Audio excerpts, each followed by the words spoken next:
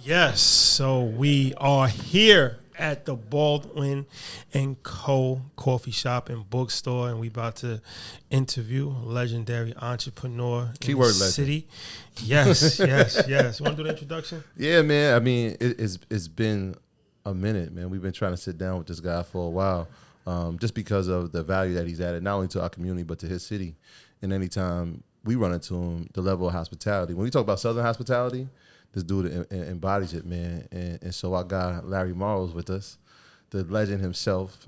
So we appreciate you joining us, my guy. And I appreciate y'all sharing this platform, man. You know, we've been talking about it for a minute, and it was just an honor just to be able to be here and do this in New Orleans during a beautiful Black weekend. Yeah, You know, we in that's your success, city, you know, man. We in your city. Oh man, thank you. Cause this is dope, man. You know, I've been watching what y'all been doing for a long time, and just to be sitting right here doing this with y'all in New Orleans means a lot. You just enlightened us, so I feel Coffee like shop. you can do the education of where we are better than we can, obviously, because you're from the city. So can you let the people know, because this is going to go obviously on YouTube and all that, so let the people know where we are and the significance of this. So when you told me you was coming to New Orleans, and I got a good friend of mine named DJ. When he took over the spot, we met a few years back during the pandemic when he purchased this location, and this was an iconic location. It was Jeans Po' Boys, and it was dope to know that a brother got it. And so when I found that out, I was so happy because, you know, this is a big piece of real estate, you know, on the corner of New Orleans, and it was just exciting that he got it, and to watch him develop this bookstore, coffee shop, just this ecosystem where we can come and read and just just join, like just come together, you know, because there's a lot of different things he do over here. I was excited. So when y'all came in town, I wanted y'all to come over here because he's a big fan of what y'all do. And I'm like, man, let me connect the dots. So I connected the dots, and now we're here, and it's dope to be able to just connect that bridge, and just be able to be here. So shout out to DJ, appreciate you, brother. And the coffee's incredible, man. I feel like that's been your story. Every time we see you, you're always connecting dots, man. I feel like even with Black, we didn't know who Black was, but you were like, yeah, you got to meet this guy. And we've had phone conversations. Like growing up, is that the know your way? Like we just got to show love to everybody, or is that unique to you and your people? I think I've been able to build my brand not only by being connected, but also connecting dots. I've learned that like from a lot of my mentors, Kenny Burns, Ken and Jasper, a lot of people around me. It's like their friends and family become my friends and family because they'll easily insert me in conversations that I'm not in or in rooms that I'm not in. And so when I saw that at a young age, my early 20s, I'm 32 now, it's just something that's just stuck with me, just connecting those dots. And being from New Orleans, like, that Southern hospitality, just bringing people together through hospitality. So we got to do the formal introduction. Larry Morrow. Say your last name correctly? Man, you sound like Wallow right now. Maro. Maro. That's that E-coat. That's East Coast, yeah. You talking like bone marrow. Maro. Man, Wallow said, he was on Instagram, he was like, I'm at Maro's. I'm like, huh? I just let it fly. Morrow. Maro's. What's the last name? Where does that come from? Ask my daddy, who I don't know. My papa I never knew. Yeah, Maro. I thought it was like a New Orleans, Creole type of vibe. No, I'm not from my knowledge. All right. Well, Larry, we actually met during the pandemic on Clubhouse. Yeah, it was a room where Meek Mill was in, and a bunch of other people. That's when Clubhouse was going crazy. Yep. And we talking about crypto. Yeah, I forgot who did the introduction, but PJ Care? Might have been PJ Yeah. Kev. Oh yeah, shout out to PJ Kev. Yeah. And then we connected offline, and we spoke a few times. Text, had a phone conversation, and then ever since then, like we just been tapped in. And he's one of these people that always adds value. Yeah. Like he connects us to people. We're in New Orleans. It's like what you need. And that's such an underrated value add. Like most people always want to take. Very few people give. This is a fact. But it is better to give than receive. And he, I'm sure, is in a position that he's in right now because I know his spirit. Like his spirit is like, how can I help? He's of service. And this is why he's connected with everybody. Like you see him with Fabulous, like you said, Gillian Wallow. Like who don't you know? Like I feel like every person in the world knows Larry. Yeah. And anybody that I ask, I'm like, Larry? They're like, oh, yeah, of course I know Larry. So when you set this up, I thought that it would be dope for us to interview you because you've given us a lot. but we never actually had like a real sit down conversation to cover your story. You're young and you're doing it on a high level. Yeah, from but the keep it real with restaurant. him though. Like every time we ask him, like, Larry, you ready?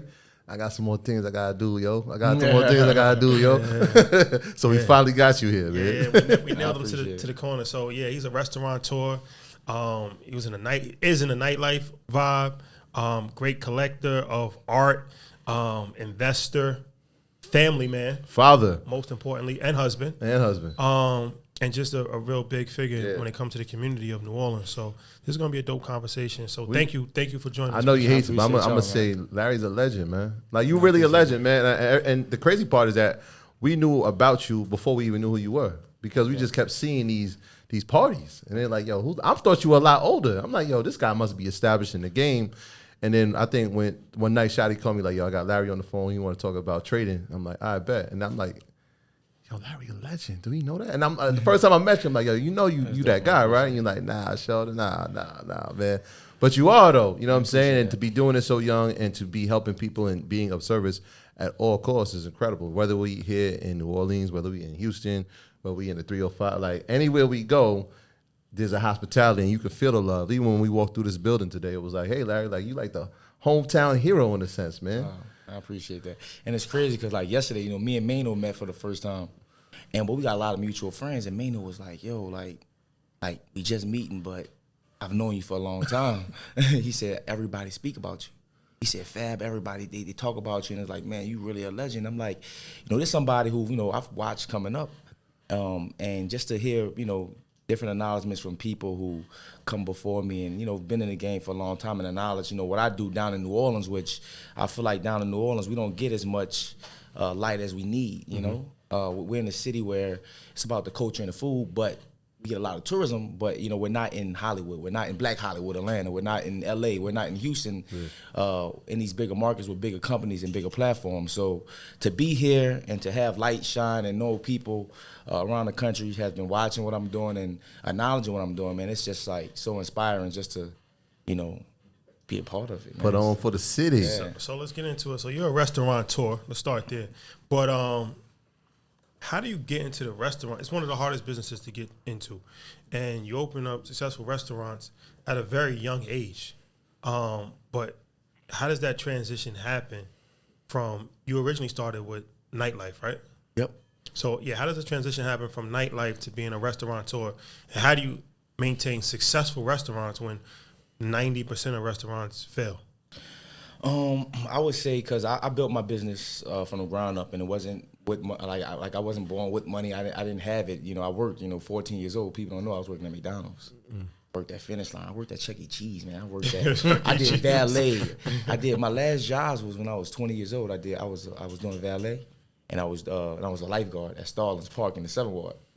And a lot of people don't know these things. Like I always worked, so I always had those habits, and I worked.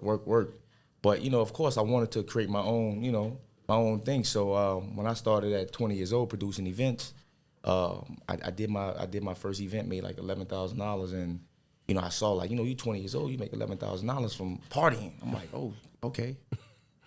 Party every day. It's a party. We're running this back tomorrow. You know, and I was at the stage in my life where I was trying to figure it out. So just to kind of like, you know, just tell about the, you know, the journey coming up to the rest, you know, just being into the food industry. 20 years old producing events. What kind of events? Just regular parties? I was just doing regular parties, and one of my first hosts I brought was Dre and Michelle. And me and Dre are tight to this day, you know, 12 years strong, and we've built over the years, and she connected me with so many people in L.A. First time going into L.A. was because she and her manager invited me because they wanted to return the hospitality I gave them while in New Orleans. I was 20 years old. I didn't know what I was doing, but I wanted to show them a good time and just show them, like, you know, show them New Orleans. And at the end of the trip, they was like, yo, out of every place you went to, you being 20 years old, you gave us the best experience. You know, so I was like, damn. So they invited me to L.A. I spent my New Year's Eve when I was 20 years old, right before my birthday in L.A. And that was like the start of it because it showed me like, damn, I'm able to connect and build with people being me. Yeah. Right? Like I didn't have to do anything out of ordinary. I was just myself and just showed them a good time. And, you know, she introduced me to so many people 12 years ago that I'm still cool with to today. So that right there was just like the start of like, you know, what helped build, you know, where I'm at right now, these relationships. And as y'all know, like a lot of this thrive off relationships, and I've been blessed to build a ecosystem. Yeah. You know, I'm rich in love and relationships, and I'm blessed for that. So that's kind of how I started. And when I was 22 years old, I opened up a spot called Larry's Po' Boys and Wings. That was what, 10 years ago? Yeah. So I opened up that spot, and it was doing well, but I wasn't mentally in the right place. I was young, wanted to be in the streets, wanted to have fun. Me and my mom, we opened it up, something I did for my family, and you know, it didn't do what I wanted to do, and I had to shut it down. I told people, like, you know, I sold the business because I was embarrassed to say I lost it. Yeah. Just couldn't keep up with it. You know, I didn't realize restaurant business, you needed more reserves in order to sustain it. And, you know, fast forward, you know, from 22 to 27, after I closed it, I opened up Maro's in 2018. And like, learning from when I was 22, it helped prepare for, like, when I opened up Maro's. I know I needed more reserves. I know I needed I was just mentally in a better place. You know, I was much more mature than 22 years old. So I opened up Maro's, it was like line out the door. Yeah. I'm like, oh shit, we on to something. But there's something there though, right? Because most people, they try in the industry that they're not familiar with. It doesn't work and they quit. And they're like, yo, at least I tried. Right. Like, what was it in you, like the resiliency there that was like, all right, it didn't work, but I'm going to learn from this. I'm going to come back. I'm going to do it better. Rather than what most people do is like, all right, I tried it. It didn't work. Let's move on to something else. I would say I've always been a big risk taker. Like, man, I always, I love the risk. You know, I grew up, you know, one of my ways I made money coming up, I gambled. You know, me and my friends, we would shoot dice at Dorio's House of Style in the 7 Ball. And that's one of the things that helped me, you know, like it taught me not to value that dollar, because just as fast as I made it, I lost it gambling. So, you know, my perception of what a dollar was at that time was different than someone who didn't experience the gambling or taking risks. So I was taking risks, and I would lose all my money and be hurt, you know. And so, like, imagine if it just built my endurance. Yeah. So it's just like, you know, so I always been one of those people, like, just take risks, and even if I lose, I'm willing to bet it back. So, you know, in 2018, I dropped my book, All Bets on Me. The risks and rewards of becoming an entrepreneur, because, you know, it's a lot of risk and a lot of reward that come with it, but I'm here for it all, you know. There's another part there too. You said that I started the business with my mom. Yeah. I know, you know, mothers and their sons is a unique relationship. Yeah. So what was that like when you like, your mom, we tried this, it didn't work.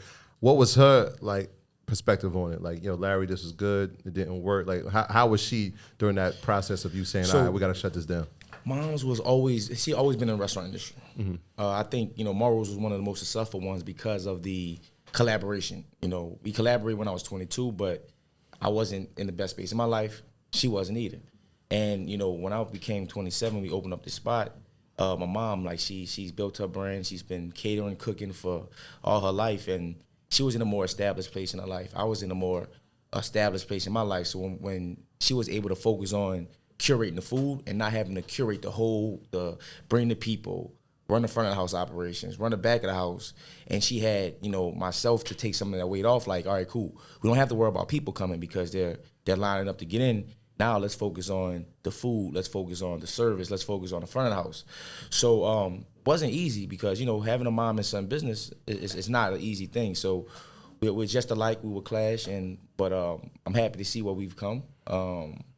We're now, like, you know, right now, you know, we opened up a new spot Monday last year, and it just made a year, and, you know, we might do 1,500, 2,000 people just today that come through the restaurant. So it's a blessing to see how, you know, we made that transition, but we figured out, you know, what like the things that can help make it work. So let me ask you this. You can learn from other people's mistakes. 1,000%. You said the first business, the restaurant, didn't work, right? You mentioned reserves. Let's really detail why it didn't work. What exactly went wrong? And you said the reserves thing, that's very key. How much reserves should a restaurateur expect to have in the bank before starting a restaurant? I wouldn't say it's a certain dollar amount, but a lot of people go into any business you go into, you don't want to just go into, like, you know, not having no backup, can't pay next month's rent because you can easily lose your business. So I think what I've learned from that first situation was that, you know, I need to have a few dollars to be able to cover a few months worth of rent. Because if you can't, like Tillman Fertitta said this in his book, and this is one of the largest restaurateurs in the world, like, you got ups and down moments in the restaurant industry. Maybe 1 month you can't pay your rent because you had a bad month, hurricane, whatever, just, affects your business. So you can't sustain yourself through that month. So when the next month comes, you can't pay your rent. So you just gotta be able to sustain yourself, because if you can get through one bad month and have a few reserves, and then the next 3 months may be, amazing. So you can save yourself a lot of failure in this industry by just having a month or two, because sometimes you gotta get over that hump. And I think I was able to get over that hump and just understand, like, all right, cool, I need reserves to do this. And it wasn't a lot of money. It was just knowing I couldn't go up in there and spend all my money on this one project and not be able to pay next month's rent if I got to. That's like one of the things that most businesses don't consider, especially brick and mortar. It's like any type of business, clothing store, salon, anything. It's like there's ups and downs, like you said, and there's peak seasons, there's dry seasons, different things of that nature, but your costs usually stay the same. So your rent's the same, your cable's the same, your water bill's the same. So they don't want to hear, well, I had a bad month, right? And so it's like you setting yourself up for failure if you don't have a cushion. This is why it's good to have business partners as well. Yeah. Sometimes it's like you might not have enough money. It lightens the load too. Exactly. It lightens the load, because I used to want a whole pie, but now I just want a piece of it. Why could a whole pie come with, like, all the headache, all the stress, all the responsibility, and me just being a brand and just growing my business? I'm able to go build and connect and move around the country, move around the world, go to Africa and connect with different people, travel to different places, and build my business at the same time. But if I was just married to my business, I didn't have no freedom to go build and do what I do, I probably wouldn't be sitting at this table. So when you're creating a restaurant, mom has the expertise in it. Who's coming up with the menu, food costs? Because these are things that are associated with restaurants that most people don't go into it. They think like, oh, I wanted to serve food. They don't understand the business behind it. So who are you leaning on each other for that experience, or how did that So come full about? transparency. So like with this industry, like my mom, my mom's always been in the industry. She's the reason why I got into the industry. I saw a little success in it, and I got like big on it. Like I'm like, yo, like we can do this. And it helped make my mom, just think a little bigger, because, why open up one restaurant and, make this if we can do it? Like my theory, if Tillman Fertitta can who owns the Rockets, owns Post Oak, owns Landry's, Bubble Gump, a whole bunch of different spots. If he can own 500 restaurants, 600 restaurants, why can't I? Right? So that's what I'm thinking. I'm telling my mom, I'm like, she's like, how are we going to do it? How will we do that? I'm like, Mom, don't worry about that. I'm going to figure that out. So me, that's what I do. I figure things out. So I started to figure out ways to, how can we expand but not, break, right? So, I came up with different ideas and ways that we can expand. And I would see all these locations. Like, I walk out here today and I see something, I want it. I'm going to go get it. And that's just what it is. And I don't accept no for an answer. So it's like, I came up with the formula, like, just to get on our food costs, and just, I meet with my bookkeepers once a week. We have meetings once a week about our food costs, about everything, and just understanding, like, the margins, like, in the restaurant industry, it's 15 to 20% profit margins. It's not a big margin, right? But it's like, Maro's, I'm 30%. Why? Because I'm maintaining the food costs, I'm maintaining the labor costs, I'm maintaining the liquor costs, I'm maintaining, the whole nine. So I think our collaboration was great. But I dove a little deeper and just kind of showed my mom, and she like, wow, like I showed her a bigger picture of what it could look like. And now it's like, the goal is not to have one restaurant. It's not to have two. It's not to have three. It's not to have four. It's not to have 10. It's to have as many as we can have. And I think, like I said, if Tillman Fertitta can have 500, then why can't I have, 600? So, correct me if I'm wrong, but I think another reason why the second restaurant was successful, by that time you had already developed a real buzz for yourself. Yeah. Right? Yeah. And so now, I think that's why the first one really, because at 27, 28, like I built the bigger brand than 22, so it helped, all those relationships, Drake come through and everything. Yeah. well, this is a business lesson for anybody.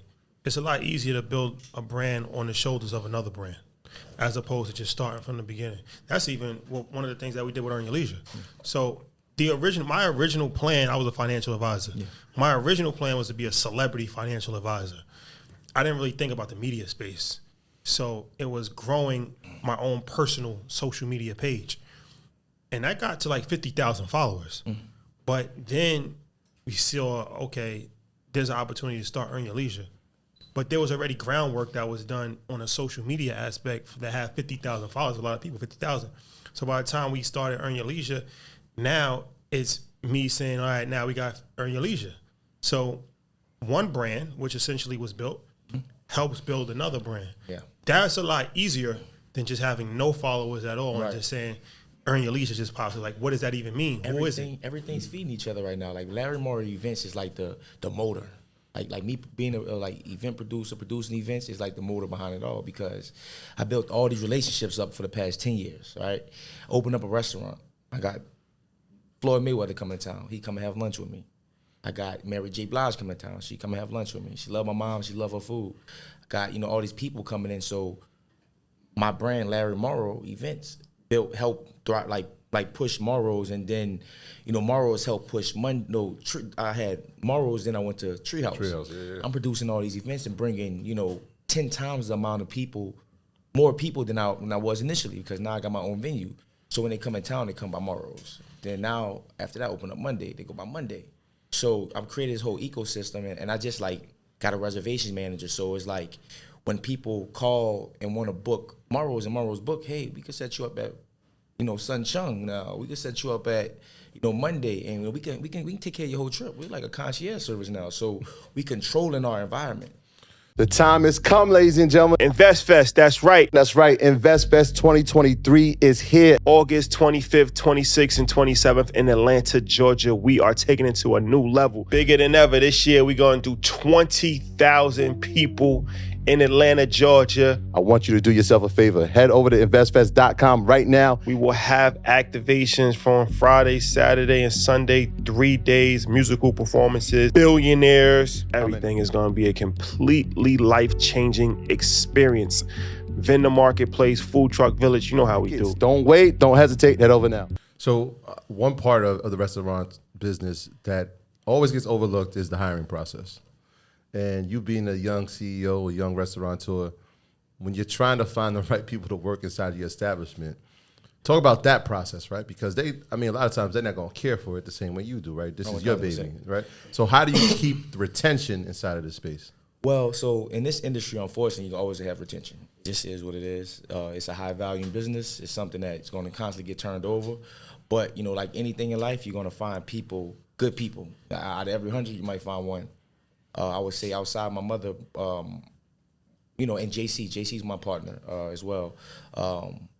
And I have Theora. Theora, she's the COO of my company, Chief Operating Officer. And basically, she runs all my establishment. She started off as an intern. She started off working for free.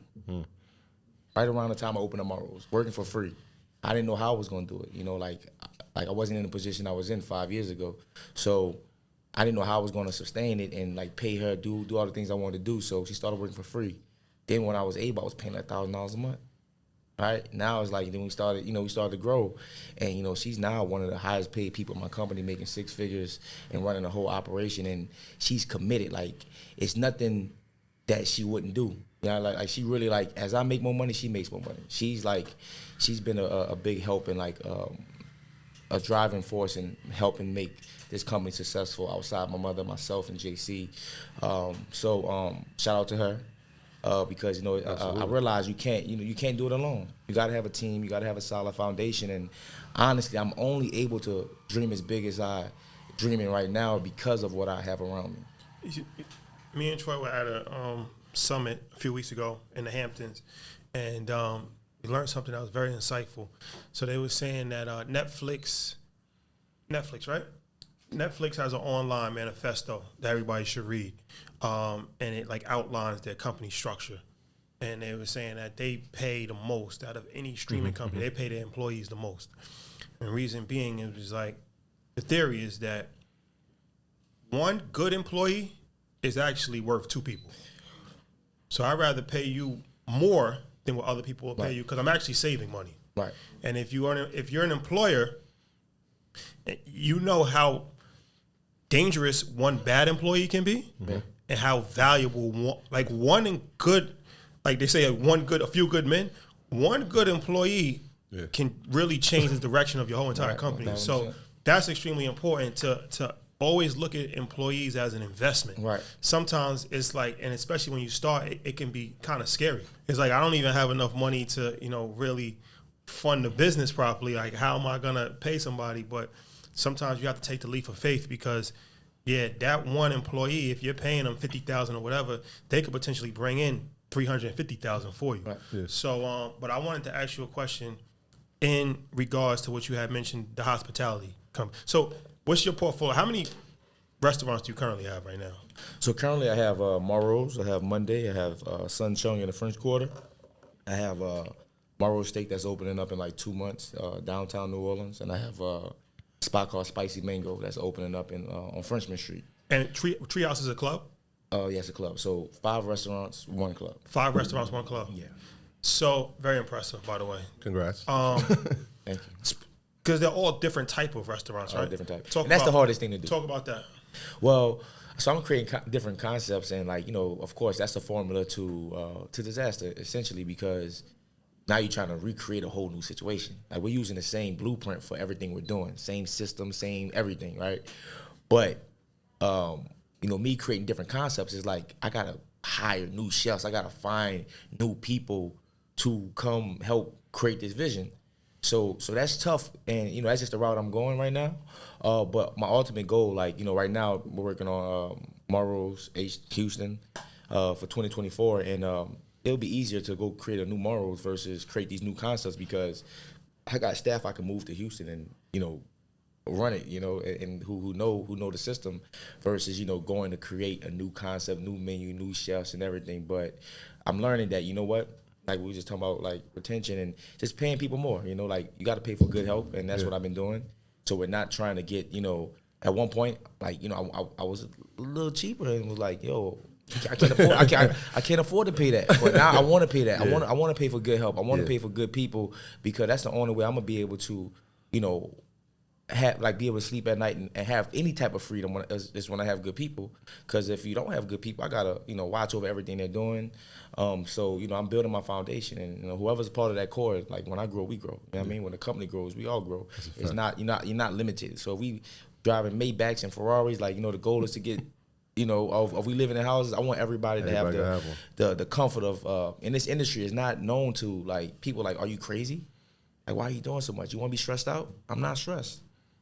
I want everybody to have the quality of life. And in this industry, not everybody has the quality of life because of the hours it take. And, the average manager in the restaurant industry working 60, 70 hours, right? That's a lot of hours. Mm-hmm. So if you got a family, kids, and, a personal life, like how can you maintain your personal life? So I'm like, you know what? We're going to build our company on making sure everybody can have the quality of life. Not just the CEO or the people, at the top, everybody. So right now it's a lot tougher. Everybody's playing more roles, but right now we're all working together so that we can all make sure that everybody can, be a part of this company, have freedom, and make a good living and be happy.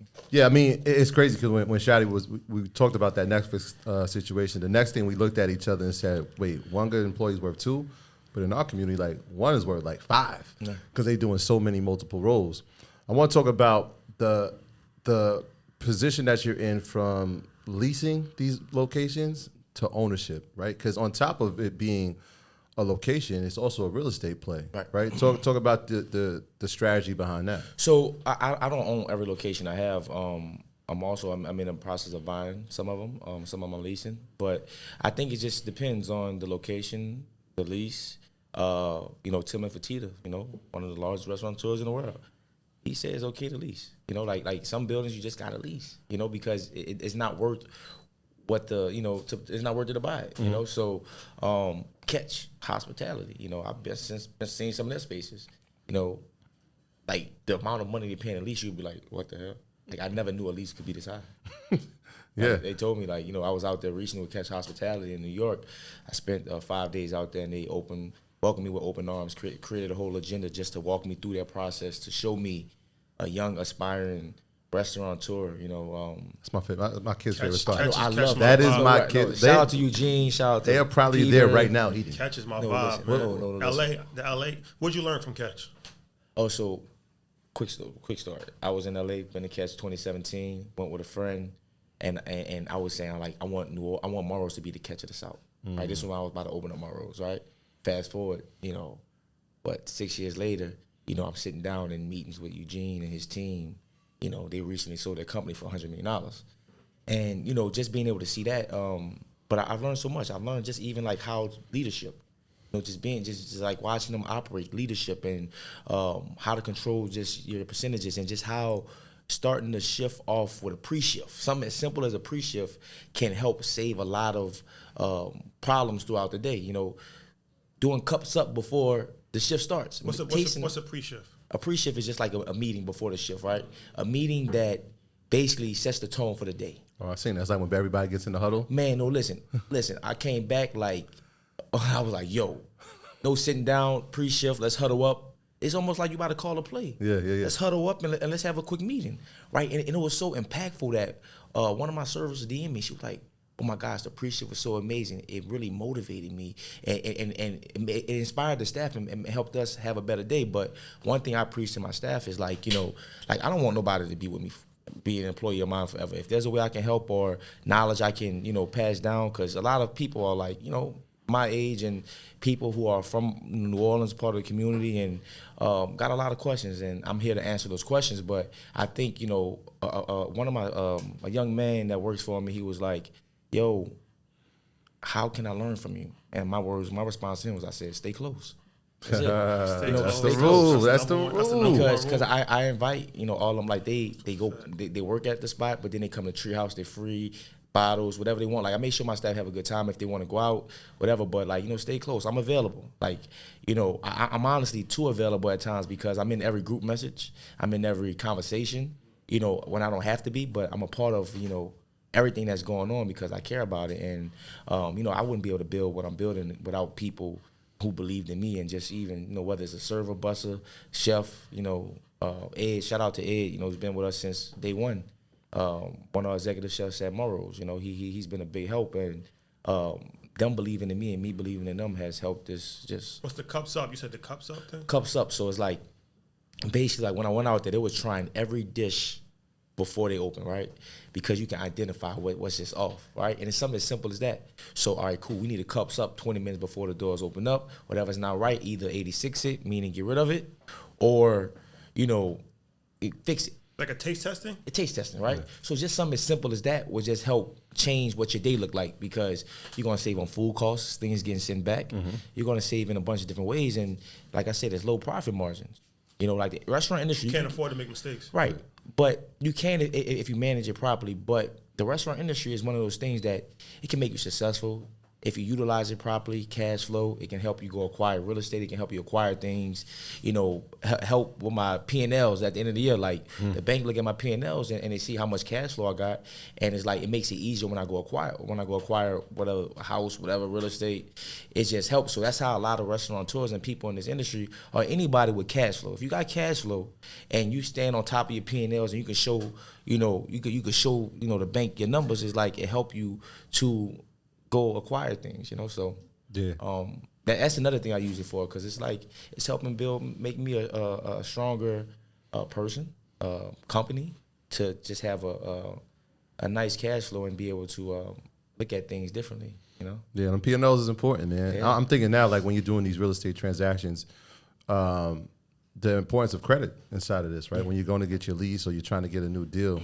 Talk about that, because that's something that people are not looking at. Like when we talk credit, most people think, oh, I got to get a home or I got to get a car. But you're creating and businesses and almost like a hospitality situation where credit is almost equally as important inside that and the effects of it. When you say credit, you talking about credit lines? Credit lines, like if you're going to get a loan from the bank, if you're trying to do a real estate deal. Right. How does that work inside the real estate? Well, it works like, you know, I mean, to acquire anything, you gotta have, you know, P&Ls and credit. You gotta have just credentials. You know what I mean? So it allowed me, like before, I remember when I bought my first piece of property at 25. I sold my watch. I had got this Rolex. What kind? It was a bust down. Busted right? down. I ain't know nothing about no Rolex, but I paid a lot of money for it, right? I'm gonna need that cash. No, listen, no, real talk. I thought I was a rapper back when I was 25. So I was hanging with Fab, I was hanging with everybody. I thought I was a rapper. So, but you know, when I realized I wasn't, I'm an entrepreneur. You know what I mean? That's when everything started to change, because I was like living in my purpose, you know. And I sold that watch. Had a friend of mine I won't say his name. He bought the watch for the same price I bought it. So I got to shine with it for 2 years. Yeah. I sold it, and I bought my first house, $39,000 cash. To Dodge Spencer. I couldn't go to the bank. I wasn't bankable, right? And I tell my staff, I'm like, yo, look, y'all want to keep your cash. Y'all need to go deposit and show the government what you're making, pay taxes on it so that you can go acquire things. People think that you, like if you're in the service industry, the thing is, oh, I want my cash tips. Mm-hmm. That's not going to help you buy a house. It's not going to help you buy a car. No, you need to go deposit it, show what you're making, pay your taxes. Now when you go to the bank, you got paperwork. You know what I mean? And I didn't realize that. And that's why I try to, like, these things that I'm telling my staff, like, I want them to be knowledgeable. Like, it's not like, how do you get to the next level? You got to pay to play. Yeah, I'm glad you just said that, because I'm thinking about people who get the tips and it's like, I'm just put this under the mattress, right? But you do that long enough, then you can't show. She laughing because she put us under the mattress. He do too. But right, if you don't put that in the bank, then it's like, when I'm trying to get a loan, well, what's your income? You know what I'm saying? So it becomes super difficult. I think when you're not in a financial position to go do what you want to do, you need to show as much as you can. Mm-hmm. But when you get in a financial position to do what you need to do, such as, like, you know, very successful people, they're trying to hide money, trying to, you know, buy buildings and different things for tax purposes to not pay as much. So I think, you know, it's different games you got to play at different points in your life. So if you're starting off and you're trying to grow, you need to be showing what you're making. You need to be paying your taxes. And it hurt, because honestly, I paid a large amount of money the other day just getting caught up on things. You know, like my business took off so fast when I was, you know, just started producing events. I'm making money producing events. I'm not paying no taxes. I'm not. What is a tax? Like, what is that? What is it? Yeah, like, what is it? What is it? So haven't paid my taxes. I'm too turned up. Right? No, Very too turned up. No, but think about it, right? But Literally. the average person not thinking about taxes. Like, that's a fact. But so when I realized I couldn't buy that property through the bank, I had to pay cash. Craziest thing I ever did, because it slowed my process down. I paid $39,000 and I had to put like $100,000 into renovation. All my money, had no money available. Slowed me down. Had to sell this home, and I was so eager to sell it because I had no money. So I took a cut on it, and it just threw me off track. And shout out to Dodge Spencer, because he's the reason why I bought my first piece of property, because he saw I wanted to get in the industry. He's a guy in New Orleans, a guru in this industry. One of my friends and partner now, JC, was a financial advisor. He worked at the bank, and he told me, he said, why would you pay cash for it when you could have took that same $100,000, put down 20% deposit, and buy 5 pieces of properties? Now you make 5 times the money. Ooh, and he spoke to me, and listen, spoke to my soul. And listen, like getting all this advice is what changed, like, me. Yeah. You know, like, I go to the bank. You know, I just sold 2 homes. Like I sold one 2 weeks ago, and I sold another one the following week, and I used the bank's money. Other people's money, and I didn't understand that at first. But, you know, like, I sold like a house uptown for off a magazine. You know, that's like, you know, that's big, that's heavy, heavy. And I sold another one. You know, so it's like, you know, it was a great week, but, like, I didn't have to, you know, put down, you know, pay it all out cash. You know, like, I used the bank for it, and it allowed me to do more. Earners, what's going on? Listen, EYLU is relaunching, revamping, retooling. That's right, we're creating a new educational experience that's more expansive. Shawty, tell them what we got. Yes, 2023. We got a lot in store, a lot planned for you guys. So you know that EYLU already includes monthly financial planning calls with me, book club calls with Troy, real estate calls with MG the Mortgage Guy, access to the home buying blueprint, Volume 1 and Volume 2. Part of the revamp will include 27 local chapters from across the United States, live interactive teaching, hands-on, not just pre-recorded videos, plus 15 brand new curriculums. The biggest just got bigger. So let me ask you this. You said something about a concierge service, like if people want to get a reservation and they might not be able to get a reservation in one place, they can get it. Like, talk about that.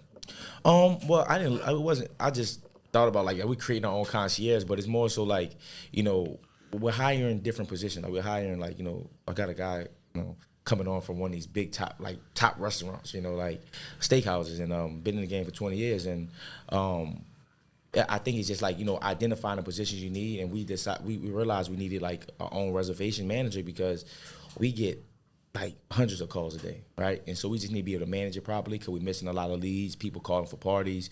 You know, we're missing a lot of money. So now it's like, we're going to probably see an increase of 10, 20%, which matters, by just, incorporating the system, even though we're hiring a new management position, is going to help us make more money, so. I want to talk about women. Raised by women, grew up around women. Her COO is a woman, partnered with mom, obviously a woman. Sue Chung. Sun Chung. Grandma name. Named after grandma. All women. We saw the ribbon cutting. It was an emotional moment for you. Oh, man. Saw some tears. Talk about the importance of the role that women have played in the development of the Maro brand. Man, it's like somebody told me the other day, they said, boy, you smart. Got all women around you. Got all women working with you. That's the first thing I thought. And real talk, like my staff, everybody's women. My mom, my grandmother, my sister, my like Theoria, Macy, my grandmother, just everybody around me, who play a role, are women. And I was raised in a mom single parent household. My mom, she was my father figure. My father wasn't there. She played an important role in my life and just helped me, just help me, navigate through life. And I'm blessed to just not have had a short leash on me, because I was able to go out and become a man and learn from trial and error, just in my ecosystem as a kid. And so my mom, man, I'm just so blessed, and just now having my own family, and my fiance, she plays an important role in just making sure our foundation, our house is a home, which gives me the comfort to go out and do what I do, to make sure my child is, well taken care of, and just being able to go do what I do, because, it's not easy to balance, this work and personal life and family life. And it's crazy, my neighbor texted me, he said, yesterday morning, he knows Essence Weekend, he was like, yo, man, I don't know how you do it, because, you gonna see, I'm always, I'm always do. If I go experience something without my family, I'm gonna come back and experience it twice more with my family. So, I told, I had to go to Africa for a business trip, and I told him, yo, when I come back, we gonna experience this twice more. We gonna come here twice, whatever. But it's understanding that balance, because without that, I wouldn't be able to do this. So I make sure that I nurture all those components around me, and just even not just my home, but my mother, my team, Theora, Macy, they play big roles. So it's just, I'm blessed to have a strong group of women around me, and I didn't really realize it that I had, so many women working for me, but that's really running my company, really running this company and help it become successful. The Tree of Life painting. Ooh, Let's talk about that. What is the significance of that? And there's a story with Sean Carter. A guy we might know. Sean Carter is involved in that. Jay-Z, huh? May have heard of him. Jay-Z. What's the story with Hov? Man.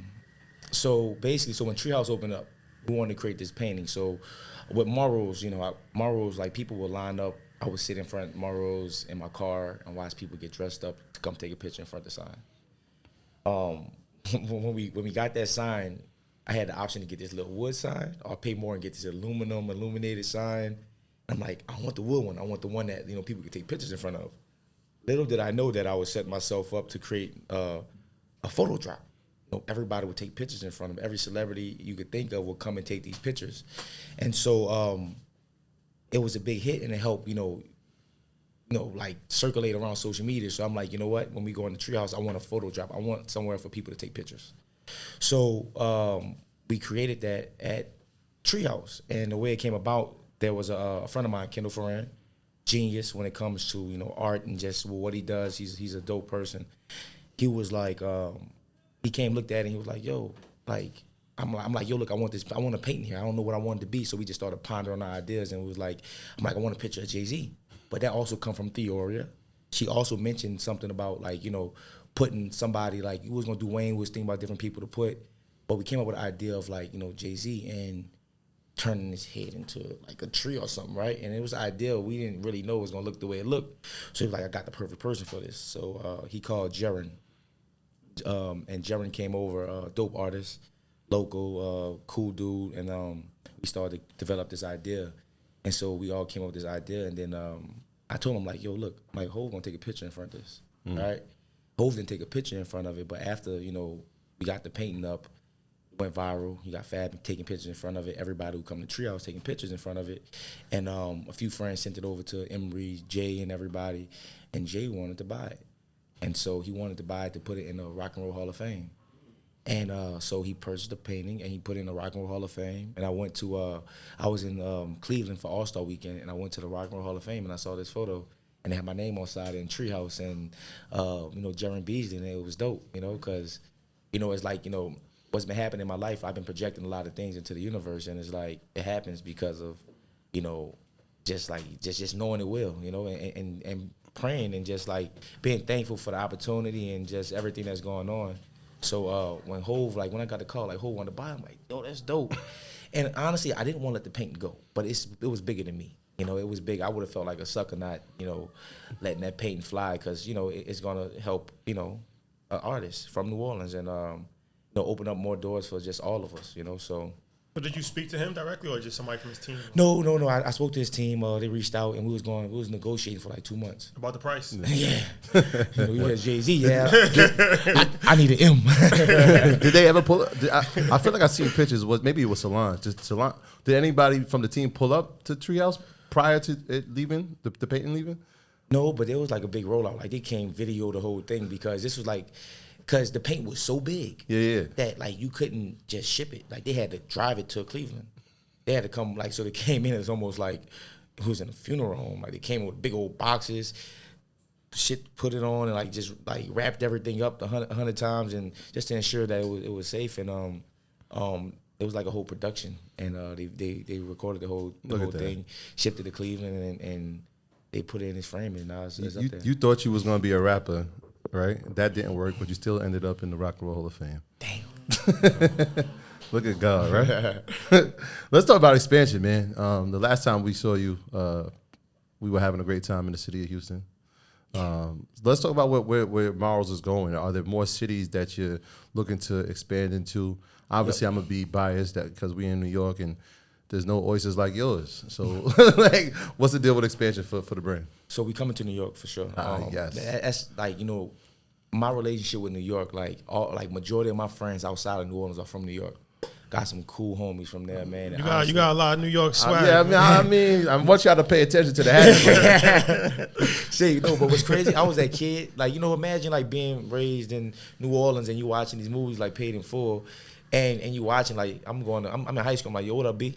You know what I mean? I'm talking like I'm from New York. They're like, you're not from New York. But it was like, of course, like Justin Combs. He always tell me how he's influenced by Cash Money. Talking about Cash Money, come on, Justin Combs going crazy. Yeah. The word for word. And it's so dope to see because him being from the East Coast, being younger than me, he's 30 years old now, but being so influenced by our culture, it's like, it's the same thing. So me viewing it from afar is like, wow. I want to go to New York, right? 20 years old, I went to New York. And I met my homie Mel Carter, Lonnie Ray, my big brothers, and they exposed me to this whole ecosystem in New York and showed me something I'd never seen in New Orleans. I was young, I was 20 years old, 21 years old, and they out there like, they pick me up Cullinans. I'm not the Cullinan, the Wraiths and all that stuff, like just everything. I'm like, man, what these dudes doing? But it allowed me to see something. Penthouse, craziest penthouse in Brooklyn. Future and everybody would come and like shoot videos there, and it allowed me to see something different than what I'm from. Like we from the swamps, beautiful city, right? But we below sea level. You go to New York, it's a little different. You go to LA, houses off the hill. So when I started to travel more and see things, like that's when I just started to open up more and knew that, these certain things were obtainable. So, my relationship with New York is like, man, like I love it. Like I tell my homies all the time, like, man, I'm half Brooklyn, half New Orleans. Because they like all my friends, y'all know, like, man, they from New York. So we're coming to New York. We're going to Houston. We're going to Houston first. I don't know if I should be saying this out loud, but we got a roadmap. Houston, Atlanta, New York, Miami. Whew. So 4, like, so Morrows, I don't want Morrows everywhere. I want 4 Morrows. That's a game plan that can't change, but I know I can accomplish a goal I want to accomplish by just getting 4 Morrows up throughout these cities and expanding. And, like, I can be at that round table discussing, some numbers, so I know it's going to happen. So, big timers. Yeah. So how is what's the difference between the nightlife vibe and the restaurant vibe? Because you have a club, but you also have all of the restaurants. So a lot of people shy away from nightlife because of it's a lot of money, but it's a lot of problems. We all know, like, nightlife. It's never a good combination with alcohol, More liability. And it's 2 o'clock in the morning. It's just it's a recipe for disaster. How are you able to navigate that, and what's your take on the differences between the restaurant industry and the nightlife industry? So if I can get, I mean, at this point, like you can't. It's not easy to sell a club, right? Like when I'm thinking of the big picture and what I'm trying to create. I thought that I could with a club, right? So club is something that I love and like I want to own and I want to continue to do. Not be so involved in it, but because it helps, like me owning the nightlife and the profit margins are different. Being in that industry owning the club is like I'm able to, have a different pace. Like I'm able to go at a different pace because the cash flow is different, right? So, but when you're talking about longevity, like nightlife is short term. You got to get club after club after club after club. Maro has been running for 5 years. It's made 5 years, April 6th, and it's consistent. I go to sleep, I wake up, I'm getting money. Nightlife, if it's not going to be as consistent as a restaurant can be. So I switched my game plan. I'm like, I want more Maros versus more tree houses because now I can create something that is sellable. I can scale something up and I can package it up and sell it. So that's my goal. Like my goal is to not just say I want to sell my company, but to be at the table and to experience the feeling of if I want to, like all right, cool. Like I'm gonna package my whole hospitality group, Maro's Hospitality, and potentially sell it to someone. But I think that's one of the goals for the future. Are there other verticals inside of the hospitality group that you're willing to explore, in terms of maybe merch or a product that Maro's is going to have and now license to other people? Oh, I don't think we're gonna license anything. I mean, you said merch? Well, yeah, merch, cookbooks, recipes, things like that. I mean, yeah. Well, like so like my mom, she has her seasonings and different products coming out. Coming out with merch, we're coming out a bunch of different things, but outside of like the seasonings and different things, it's not gonna be much that we license. I think it's gonna be more so. We're trying to package everything just to make it, just scale it up. Like we're trying to keep everything, in house. So you're looking at the exit already? Well, just trying to come up with like something's like so. I never had this big vision of like wanting to sell my company, and I've been projecting a number into the universe. Like, look, I want to sell my company for this, right? So like 100 million. Yeah. So my goal is 100 million. 100 million. So I'm projecting that into the universe. I'm like, all right, cool. I got to figure out how to do this, right? So it's not so much about selling it. It's more so about setting goals, right? So I set the goal of like I want to sell my company for 100 million, and that's the game. That's the goal now. So my team around like, we selling this company for 100 million. Well, the value in that is that now you reverse engineer it, because a lot of times we're not even exposed to actually exiting companies, so we don't really plan for that. But it's like, all right, if I want to sell it for 100 million, and let's say the multiple is a 10x multiple, it might be less than the restaurant industry, but just using that as an example, now I have to bring in $10 million a year in revenue, right? And now you reverse engineer that to say, okay, what do I need to bring in $10 million a year? And now you're looking at a pathway to $100 million. Or if you're looking at $1 billion, it's the same thing. It's just different multiples. Irv Gotti told us something that was extremely insightful. And he said, you can't sell what you don't own. Right. That's why ownership is so important. Can't sell what you don't own. That's elementary, but you'd be surprised how many people don't fully understand that, right? Because at some point in time, you might want to sell something, whether it's your music catalog, whether it's your restaurant, whether it's, we talked about Squid Games, the director of that sold his IP for $150,000 and it made Netflix $900 million. You can't sell what you don't own. And you got to have a plan to sell because you never know. Right. That's what Dave Gretman, Dave Gretman, we had a conversation one day. Dave Gretman, he owns... Took over the whole city of Miami. He owns everything. He live on Sunday, Komodo, Poppy Steak. Yep. Somebody, I watch his moves, and he told me it's like own your IP, because like we had this conversation during the pandemic. I texted him like, "Hey Dave," and he called me like, "What's up, Dave?" I remember he was like, "What's up, Larry?" And he was just so eager to give me the advice, and he was like, "Man, own your IP. Like, unless you if you partner with a guy like Pharrell, like this was before he opened up the hotel, like, good days, yeah, yeah." But like. Right now is like the goal, like my team is like, I woke up one morning, I'm like, yo, I want to sell for 100 million. Right? It just came from, I don't know where it came from, honestly. Yeah. And honestly, I've been projecting that into the universe. And I'm not saying I'm going to sell, but now it's like my team. Shout out to Theora. I see Theora and Cedric. That's my team right there. Yeah. But yeah, she be like, yo, we selling for $100 million. You know what I mean? So now it's like when you got everybody like, yo, we selling for $100 million. Like everybody working towards this goal. It's like, how can you lose? It's better to make it even better when your dogs make it with you. But it's like imagine that ball player in high school knowing he going to the pros and he gonna get a big check, but all he gotta do is stay focused. That's the feeling. Like, we gotta stay focused. We stay focused, we gonna see that check. You've always had the grind since 20. Recently, you became a father, right? Talk about the impact that's had on your mindset and your structure around business. Man, let me tell you, and this being just transparent. Like this morning, my daughter, like when I woke up, like I was holding her and she was like, Daddy, I love you. And like, man, like I was emotional. I just started, like I dropped some tears because it was like, I had a moment, like, man, it's like, especially during this weekend, like, so much has happened in the past few days of just me connecting and seeing people and like, yo, telling me like how I inspired them and how this and like, man, like I'm a big fan of yours and people from all over, right? Like I walked into Essence Fest yesterday for 30 minutes and people stopping me, taking pictures like, yo, you're a big inspiration. And so when I woke up this morning, I'm holding her and she's like, Daddy, I love you. And like, I just started crying, like dropped some tears because it's like, this is what I'm doing it for. You know what I mean? Like everything that I'm doing is to build that legacy so I can create something for her. So it's like being a father has changed me. It's like been a game changer and allowed me to just like, see things differently. It gave my life purpose. It made me say, like, you know what?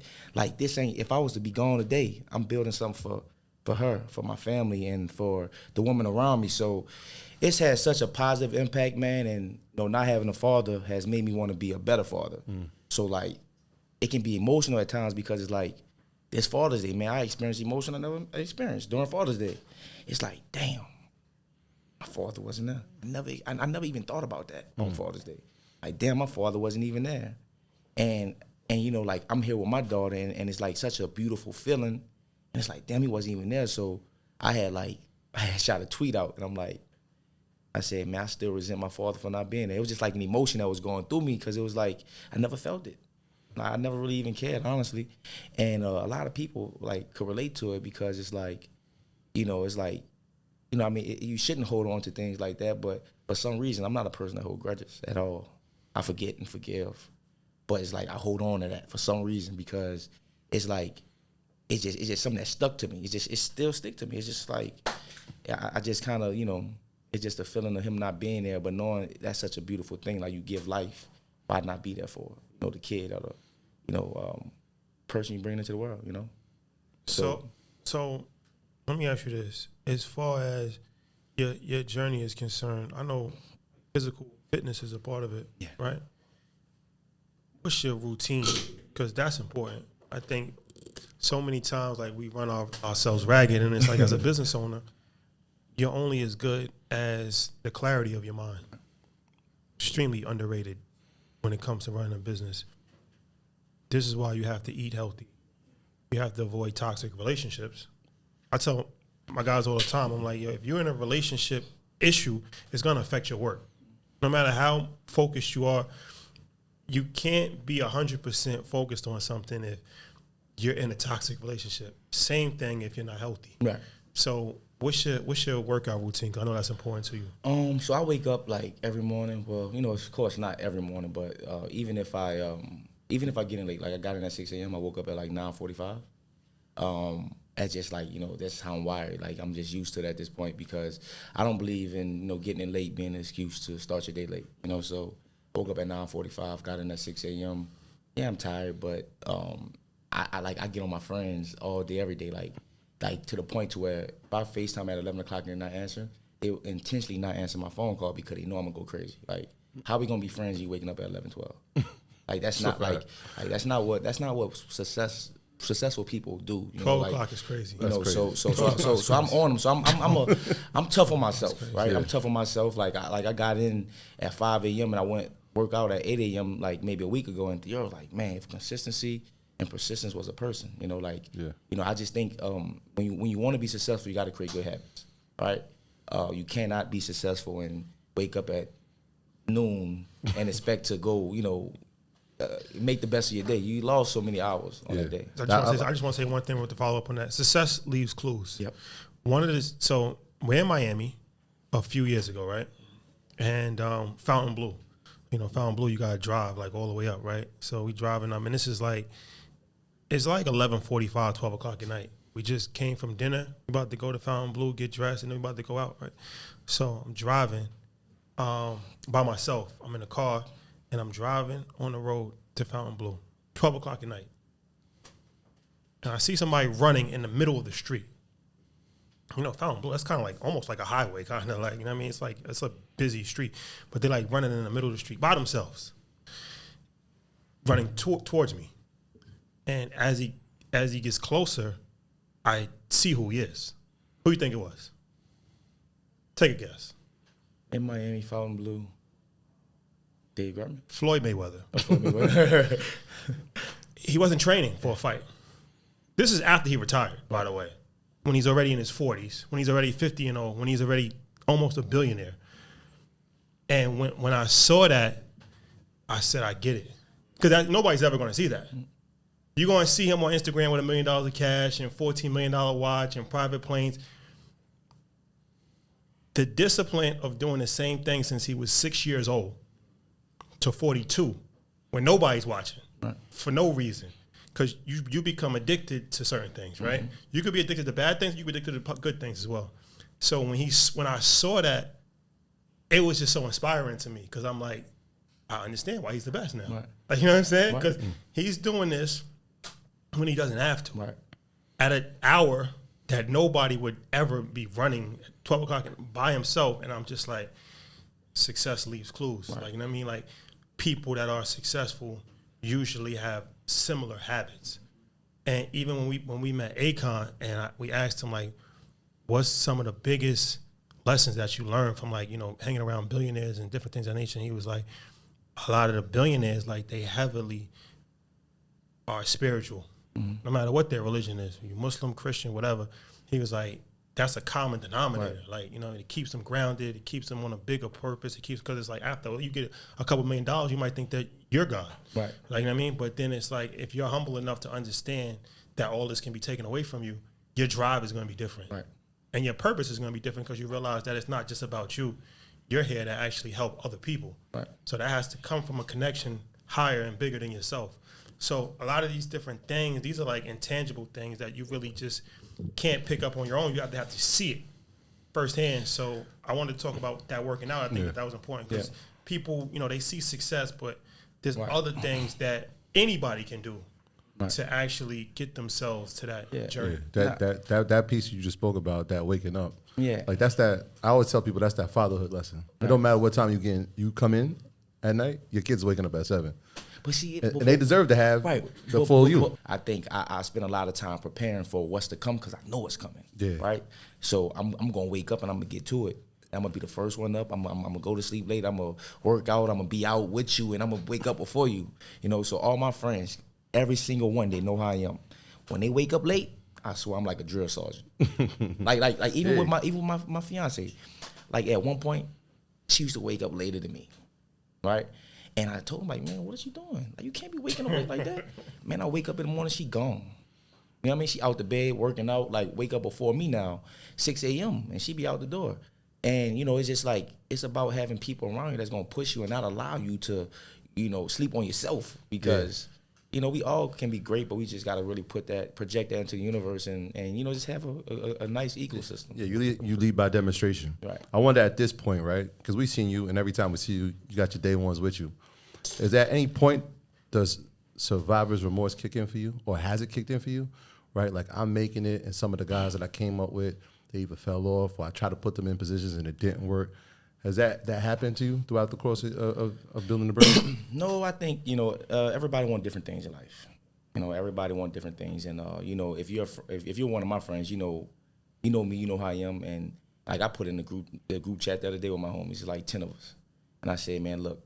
Life is about helping one another. I said, if any of y'all need anything from me, let me know. Like, maybe we need to sit down and have more roundtable talks, but that's what it's about. Like, we can build our business off the backs of others because that's what we're supposed to do, right? Let me help you. You help me. Let's scratch each other back. So I told him that, and it's like, I'm here. But and the reason why I say that, because the day before I saw a homie of mine, close friend of mine, and his business, and we was talking about some of the struggles of his business. But I'm like, you're trying to do it all alone. No, I'm like, bro, I'm not successful because I'm doing this alone. I'm successful because I have a team around me. I have people that's helping me.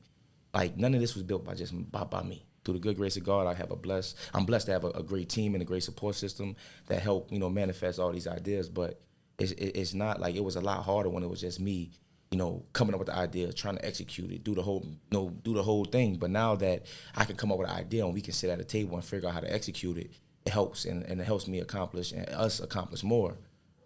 So, man, with the homies, it's like, I'm not, because I think, everybody got the same 24. I push my homies. I'm here. I can support you, whatever you need. And I always, let them know, like, yo, look, let's figure out how we can utilize each other. So before we wrap, what's on the vision board? You talked about, the restaurants. Are you getting more into real estate? What else do you want to do? Like, what's your 10-year plan looking like? Honestly, like, I'm not a person that plan out that far. 10 years is a long time. We got to get to 10. We got to get to 5 first. I'm thinking about today. And honestly, my game plan change every day. Like, they'll tell you, I'll wake up one day and be like, yo, look, we going, I want to buy this. Oh, we not opening up no more restaurants. And I'm like, oh, look, no, I want 10 more. So it's like, I'm a tough person to deal with because, like, a lot of, like, I go off my emotions. Like, so some days I'm feeling like, man, let's go get it. And days I'm like, no, like, let's be strategic and figure out how we're going to do this. So I know the next 5 years, the goal is to build this company up, entertain some conversations to see if we want to sell the company. I know in the next, 3 to 4, 5 years that we'll be in a position to where, I feel like we're in a position now to where we had conversations, but nothing that, like, not the conversations that we want yet, So I would say in the next 5 years to continue to grow this hospitality company. We're acquiring some of the real estate that what our businesses are. Because I kind of fell back off of real estate. Only real estate that I want right now is the commercial pieces that, we house our businesses. Probably another kid, grow this empire. What about collaborations? Yeah, definitely collaborations. I have a few people that I'm looking to collaborate with. I can't say who yet because we had some conversations and we talked about collaborating and it's probably going to happen in the future because of course in order to go big you got to have take a lot of capital. So like Keshe Hospitality didn't become Keshe Hospitality because they were good. They had great people around them and people that were willing to invest in their dreams. So we've been able to build up this far and at some point we may say you know what let's go bigger. Do you ever realize, I mean, it's tough, right? When you're doing the work, it's tough to look in the rear view. The path that you're trailblazing, when I'm listening to it, I hear Dave Grutman, that's a phone call. Keshe Hospitality, that's a phone call. These aren't doors that have always been open for people that look like us. Do you realize the path that are you like aware of it? Like sometimes, you know what I mean? Because sometimes we get caught in the moment with moving so fast, we don't even realize what we're doing. I be telling like, man, look what's going on. Like I tell my mom sometime, I'm like, yo, mom, like look what's going on. Like this shit is happening right now. Look at what's going on. This is not normal. And I know for a fact, like just what we've built, the ecosystem, what we created, it's not normal, man. It's not normal. Like, it ain't like, like friends come, a lot of my friends, man, I'm thankful to have blessed people in my life and just people who care about what I'm doing and friends from all over who just like always remind me like, yo, like, cause sometimes I just be like, it's like regular, but you get reminded like, man, this shit is extraordinary, This shit is for real, you know what I mean? So, man, it's just the feeling I get, man. Like, like I get the BGs, man. Like, get the bubble guts thinking about it because it's like I know what's happening, man. And like in my heart and my soul, like I told my mother the other day, I said, this is gonna happen. I'm telling you, I promise you, there's no way for it not to happen. Through the good grace of God, man, we're gonna be able to do all the things that we want to do in this lifetime. I appreciate you, man. Definitely, this was dope for us. I have to connect with you a lot and ask you, you always help InvestFest. Anything that we need, call, and it's never a problem. So I'm glad that, when we came to New Orleans, we was able to connect with you. And it's a dope conversation, actually, very insightful. And it's great to hear from the entrepreneurs. For me, like, that's something, like, I always just pick up information, and I'll just learn a variety of different things. Just now, I actually just got a few ideas just from hearing you talk. And it's even better to do it in a bookstore. Like it's interviewing an entrepreneur in another entrepreneur's establishment. It's very important. Like, entrepreneurship is something that we need to highlight. We need to highlight more. You know what I'm saying? Because it's like that's the real engine to actually change things. Yeah. Entertainment is great, but the vast majority of people are not going to be successful as entertainers. And entertainment's opportunity to change things is limited. Yeah. Like you can make, positive messages through your songs, different things of that nature, but real change comes from business, private sector, because everything really comes down to money. Like politicians, school, health, all of that. So this is why it's like the entrepreneurs are really the most important people in our community. So it's like we need to celebrate them and champion them and tell their stories and learn from them because it's important. So I think what you're doing is not only inspiring and motivational, but it's very important because we know New Orleans is similar to Chicago where there's a lot of violence. There's a lot of, homicides. All of that stuff comes from poverty, right? So it's like if we can change the mindset of people and change how young people are thinking and give them opportunities, and you don't necessarily have to join a gang. You can be an entrepreneur. You can get mentored by an entrepreneur. You can work in this X, Y, and Z restaurant. Like, you changing people's lives by providing them jobs and providing them information and providing them, you never really know. Like sometimes they take that for granted as well. Like, even where we from, like our neighborhood, like all of the kids want to be entrepreneurs now. Right. They all selling merch. Everybody got a podcast. Everybody doing that, right? And that's because the game changing. They saw us and they like, if they do it, I know I can do it. Right. So now we're the person. They're not looking up to the drug dealer. Right. They're looking up to us. Yeah. So it's like giving them different opportunities. Nobody wants to be a negative person, but if that's all they see as a viable option, then you're going to make that decision. But if you give them different options, then they have different things to choose from. So continue on the path that you're on. Hopefully we can go to your restaurant before we leave here because I'm hungry. Nah, Big man. fact. Thank you again. And tell the people, where they can patronize your restaurants when they come to the city. So Maro's 2438 St. Claude. It's right down the street, 2 minutes from here. Sun Chung, French Quarter, hot spot, right in the mix of everything. 240 Decatur, Monday Mid City. I can't remember the address. 4327 Beanville. And we got Maro Steak on the way, downtown. Spicy Mango, Frenchman Street, historic strip. We right at the forefront of it. Like, you got to pass me before you go on Frenchman. You got to see me first. Very intentional. You feel me? Super intentional. So, Treehouse, it's like a straight line because everything goes straight. We got like every part of the city. Central City too, every part. Can I get gumbo at your restaurant? Get whatever you without want. pork? Monday you can get seafood gumbo. At Maro's we only have on Monday filet gumbo. Mondays are no pork. No. Monday the restaurant. The restaurant. So my restaurant Monday got seafood gumbo. But so like man, like thank y'all for sharing your platform. The legend. I appreciate it. This is big, man, because I watch y'all journey. Watch y'all, do what y'all doing, man. Like I told you the other day, like man, you in Italy, like just living life, like off the coast of France. Motivational purposes only. Motivational purposes only. No, real talk, man. Don't listen, want to give y'all flowers, cause man, what y'all doing, bro? Like real talk, like y'all really inspiring the world. That's love, like bro. what y'all doing, man. Y'all platform that y'all built, and just connecting the dots and just the Invest Fest and educating people and just showing people, man, is like, like me and Justin Combs was having a conversation one day, and I'm like, right now what's happening is it's a new age of, just entrepreneurs, just individuals, and like, they got the Hoves, they got the Puffs, they got the, the just all the people that came before us, but they got, people that got to go fill those seats. And next generation, yeah. I believe, what you guys are doing, you already got a seat with your name on it. And so do I. So, man, just continue to be a motivation for all of us, man, because I've truly been inspired by y'all journey. So, thank y'all. Thank you. And once again, thanks to the hospitality for Baldwin and Co. Company. Yep. Bookstore and coffee shop. If you're in New Orleans, make sure you patronize. It's very tastefully done. I haven't been in a bookstore in a very long time. Yeah, it's been a minute. So, I feel like I want to read a book. I might have to get some. For sure. But that's important, too. Literature. Yeah. Is important in the age of AI, in the age of technology. Never forget to actually read. That's something that a lot of people don't do. Fundamental. They get their information just from Instagram and somebody's opinion, and they take that as fact. Right. And That's very dangerous.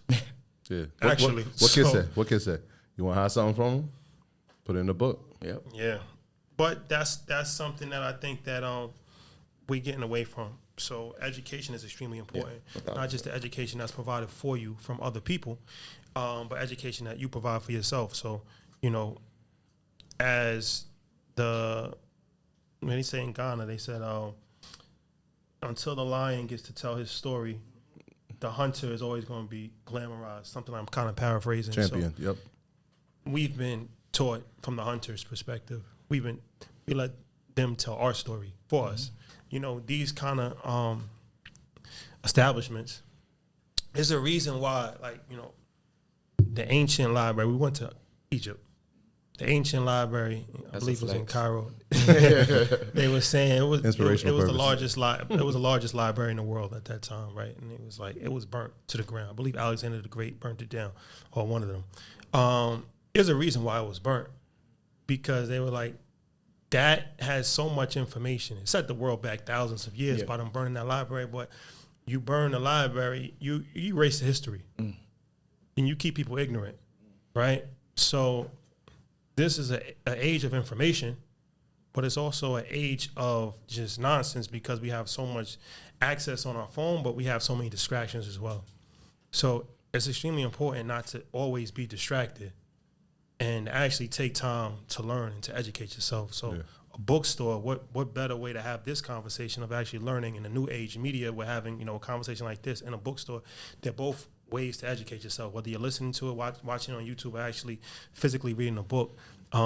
Never forget that education is a lifelong journey, and you can't just constantly distract yourself. You have to, at some point in time, unplug from the matrix and actually educate yourself. Yeah, and on top of that, I mean, if you look at the authors on the shelves, Black authors, right? And so we always talk about oppression and ignorance, right? But indoctrination is that last piece.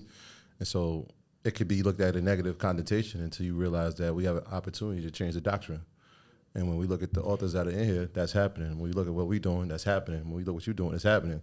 We're creating a new narrative, man. So we're gonna keep going, man. We got our role to play. You got yours, and everybody that's in here. We ain't say shout out to them, but shout out to the studio audience that's here. Yeah. Know your clap for yourselves. Yes, live studio audience. So thank you guys for coming out. I hope you enjoyed it. Larry, always a pleasure, my brother. And shout out to everybody that's watching this. We'll see you next week. Peace. Peace.